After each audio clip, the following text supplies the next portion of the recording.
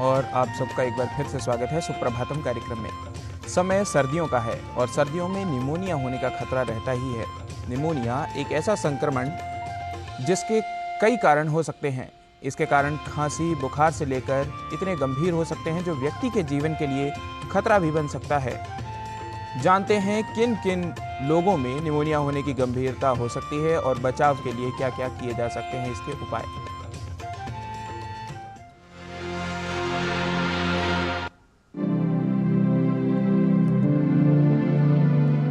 Pneumonia फेफड़ों का संक्रमण है। इससे फेफड़ों में सूजन की स्थिति उत्पन्न हो जाती है, जिसके कई कारण हो सकते हैं। निमोनिया के लक्षण में खांसी, बुखार से लेकर गंभीर लक्षण भी हो सकते हैं जो व्यक्ति के जीवन के लिए खतरा बन सकते हैं। खास तौर पर कमजोर प्रतिरोधक क्षमता वाले लोग, बच्चे या वृद्ध व्यक्तियों में निमोनिया गंभीर रूप ले सकता है। सामान्य सर्दी जो होता है वो गला खराब हो गया, छींके आना, बुखार होना, सर दर्द होना, बॉडी एक होना, ये यहाँ तक सीमित है। जब ये इन्फेक्शन गले से होता हुआ हमारी रेस्पिरेटरी ट्रैक्ट में चला जाता है, यानी कि लंग्स में चला जाता है, और वो लंग्स में इन्फेक्शन करके उसके अंदर स्क्रीशंस और कंसोलिडेशन हो जाती है, इन्फ्लेमेशन हो जाती है, तो उसको हम निमोनिया बोलते हैं। निमोनिया के लक्षण यूजुअली एक फीवर का आना, खांसी होना, छाती में दर्द होना और बलगम का प्रोड्यूस होना, यानी कि स्पूटम प्रोडक्शन होना, यूजुअली ये लक्षण होते हैं। और जब भी किसी व्यक्ति को लगता है कि उसके फीवर के साथ उसकी छाती में दर्द है, खांसी आ रही है या बलगम आ रहा है, तो उसको इमीडिएटली डॉक्टर के पास या हॉस्पिटल में जाकर अपने आप को दिखाना चाहिए।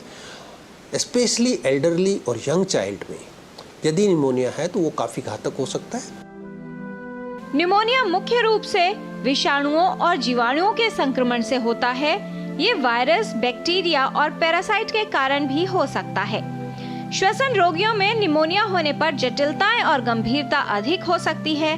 निमोनिया की समय पर पहचान और उपचार न हो पाने से ये जीवन के लिए खतरा बन सकता है।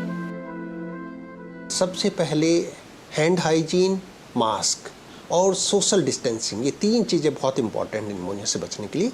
यदि किसी आदमी को कोई जुकाम या इस तरह का वायरल कुछ लग रहा है तो आप उससे थोड़ा सा दूर रहिए। आइडियली देखा जाए तो कम से कम 1 मीटर और आइडियल वे से 3 मीटर का डिस्टेंस हो तो चांसेस हैं कि आप उस इन्फेक्शन को, वो इन्फेक्शन आपके पास नहीं आएगा।